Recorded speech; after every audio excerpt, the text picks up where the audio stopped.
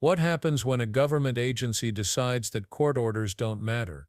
That's not just a dramatic question, it's the heart of a battle playing out inside Congress, and it exposes something much bigger than politics. It's about whether the Constitution, the foundation of American democracy, still holds real power, or whether government leaders can simply choose when to follow it. That question came front and center when Representative Shri Thanedar went head-to-head with Secretary Kristi Noem. At first glance, it looked like another tense exchange in a committee hearing. But listen closely and you'll realize this wasn't routine oversight.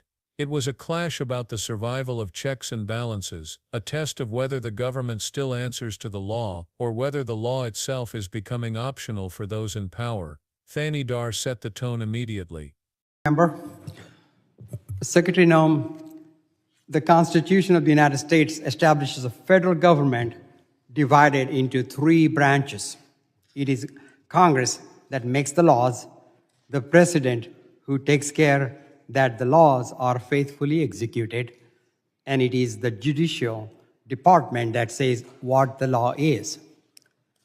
The constitutional separation of powers and system of checks and balances is necessary for the protection of liberty, and any violation undermines the rights and liberties of everyone in the United States. The Trump administration has repeatedly ignored the federal courts, including the Supreme Court. President Trump has even said that, and I quote, doesn't know, end quote, whether he has to uphold the Constitution. The President of the United States said, doesn't know. Secretary Noem, is it the policy of the Department of Homeland Security to follow orders issued by federal courts? Yes, we are following all federal court orders. So the answer is yes? We are following all federal court orders, yes. Well, as just one of the many examples, a federal judge required FEMA, and I quote, immediately cease, in the code, efforts to withhold disbursement of federal grant funding appropriated by Congress. The court later found evidence that FEMA, an agency under your purview, was in direct violation of the court orders. So court orders were not followed, as you see. Yes or no? We are following court orders. Grants are being reevaluated, but they are being obligated and appropriated according to how Congress has laid out. Well, Secretary Noem, we all took an oath to uphold the laws and Constitution of the United States. It is a sad day that I have to sit here and issue a reminder. You and the Department of Homeland Security must respect the Constitution and the courts.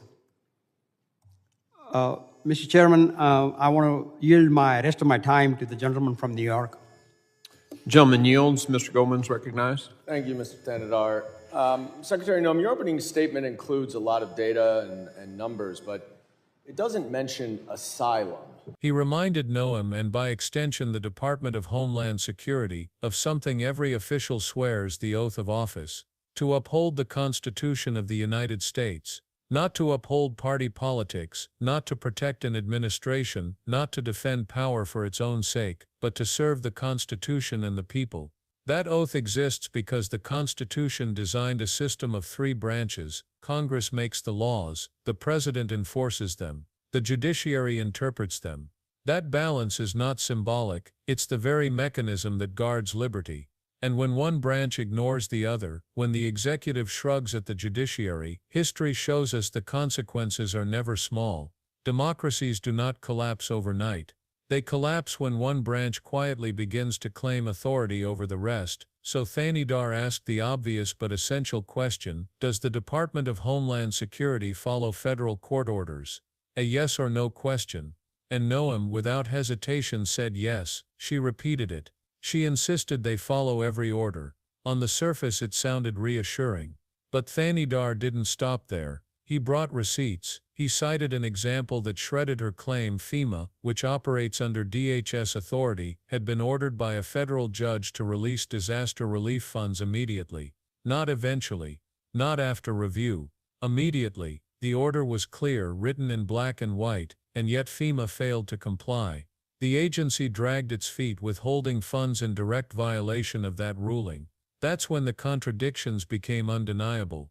Either DHS leadership ignored the judiciary outright, or they lost control of their own agencies. Neither answer looks good. Both options mean one thing: the Constitution was brushed aside. And Thanedar's words cut deeper than any statistic could. We all took an oath to uphold the Constitution. It is a sad day that I have to sit here and issue a reminder. Think about that.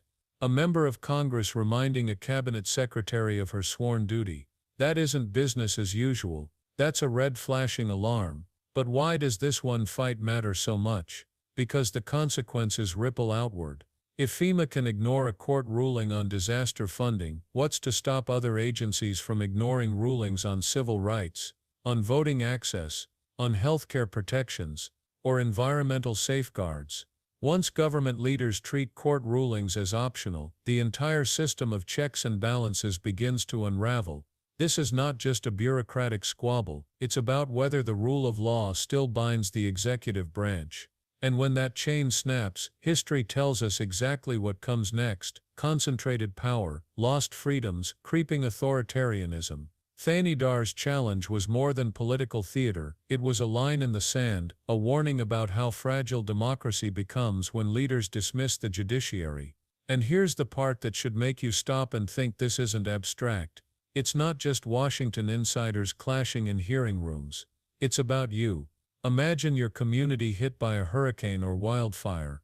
A court orders FEMA to release relief funds, and your town is counting on that money to rebuild schools, homes, and hospitals. But what if FEMA shrugs and delays, deciding it knows better than the courts? What if the aid never comes? That's not a distant worry. That's exactly what Thanedar exposed. Once agencies start ignoring judges, ordinary citizens lose their last shield. Courts are the place you turn when your rights are threatened, when government oversteps, when injustice needs correcting. If that shield is cracked, your protections vanish. And it doesn't matter whether you're a Republican, Democrat, or Independent, your rights depend on courts being respected.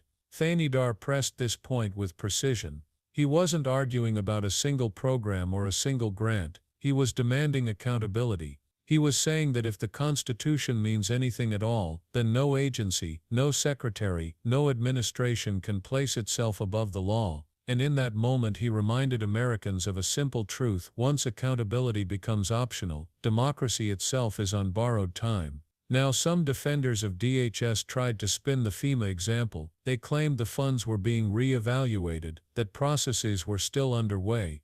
But that argument dodges the core fact: a federal judge had issued a direct order. And when agencies delay, stall, or reinterpret clear rulings, they're not just playing with paperwork, they're undermining the authority of the judiciary itself. And that's the bigger picture. Because the issue isn't just one agency or one secretary, it's the precedent. If FEMA can ignore a court order, what message does that send to the rest of government?